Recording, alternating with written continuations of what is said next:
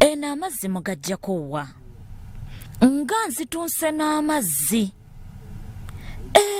tofaayo mukadde kendabye ow'eggaali kangoba oyo naye maama ng'awennyuka buweewo kantambule mpola ne muto munnange ono naye ndaba ku luzzi gy'alaga naye nno wano waliwo akatemerero abange muntangaazeemu katono ntegeeza nti munsigira ekifaananyi ekituufu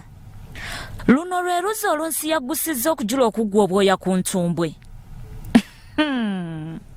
tufudde lwero lwennyini mukadde ngamba nti maama asitamye nze mbuuza gano amazzi g'osenerera otyo onaavaawo ddi wano ye abaffe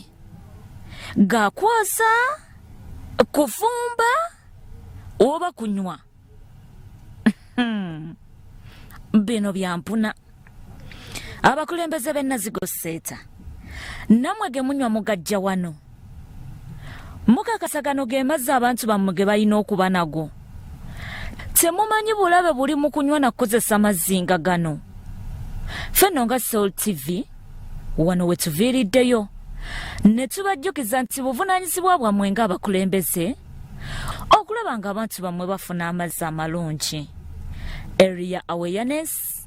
ne basimbe ddan buli lwakuna mu munnyo ku 3